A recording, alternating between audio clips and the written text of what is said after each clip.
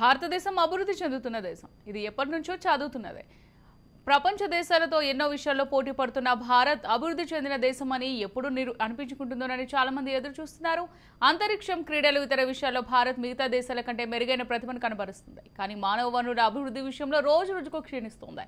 ఇది గ్రహించిన చాలా మంది తమ భవిష్యత్ కోసం దేశాన్ని విడిచి వెళ్తున్నారు. ఉన్నత చదువుల కోసమని విదేశాలకు వెళ్తున్న యువత అక్కడే సెటిల్ అవుతోంది.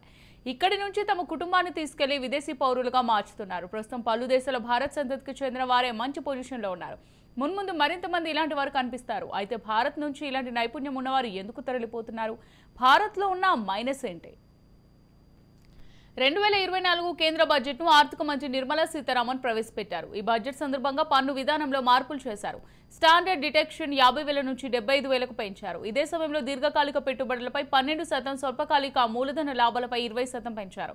దీంతో చాలా మంది యువత ఈ పన్నుల భారం పడలేకపోతోందని తెలుస్తోంది. కొందరు ఉన్నతంగా ఎదగాలని చూసినా వారికి పన్నుల రూపంలో అడ్డు తగులుతున్నట్టు తెలుస్తోంది. మిగతా దేశాలతో పోలిస్తే భారత్లో నైపుణ్యం కలవారు ఎక్కువ. అందుకే చాలా దేశాలు ఇండియాకు చెందిన వారిని నియమించుకుంటున్నారు. భారత్ కంటే ఎక్కువ స్థాయిలో వేతనాలు అందిస్తూ పన్ను మినహాయింపు ప్రకటిస్తున్నారు. 2023 లెక్కల ప్రకారం భారత్ నుంచి 13.2 లక్షల మంది 68 దేశాలకు ఉన్నత విద్య కోసం తరలి వెళ్లారు. వీటిలో అత్యధికంగా కెనడాలో 4.27 లక్షల మంది భారతీయ విద్యార్థులు ఉన్నారు. ఆ తర్వాత అమెరికాలో 3.5 లక్షలు, యుఏఈలో 2.4 లక్షలు, ఆస్ట్రేలియాలో 1.2 లక్షల మంది వెళ్లారు. దశాబ్ద కాలంలో భారతీయ పౌరులపై ప్రభుత్వాలు అధిక పన్నుభారం వేస్తున్నాయి. కొందరు మెరుగైన ఉద్యోగాలు సాధించినప్పటికీ వారికి వచ్చే ఆదాయంలో పన్ను చెల్లించడమే ఎక్కువ అవుతోంది. ఈ కారణంగా విదేశాలకు వెళ్తున్నారు. ఇప్పటి వరకు విదేశాలకు వెళ్లిన వారు తమ కుటుంబాలను తీసుకెళ్తే 1 కోటి జనాభా తగ్గే అవకాశం ఉంది. అంతేకాకుండా విదేశాల్లో చదివే విద్యార్థులు తమ విద్య కోసం 33 కోట్లు వెచ్చిస్తున్నారు. భారత్ ఈ ఆదాయాన్ని కోల్పోతున్నట్లు చెప్పారు.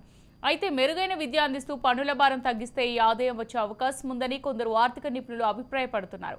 ఈ పన్ను విధానంలో మార్పులు తీసుకురాకపోతే మున్ముందు భారత్లో నైపుణ్యం కలిగిన విద్యార్థులు కనిపించరని కొందరు ఆందోళన వ్యక్తం చేస్తున్నారు. ఇప్పటికైనా ప్రభుత్వం మానవ వనరుల అభివృద్ధిపై దృష్టి పెట్టారని కొందరు కోరుతున్నారు.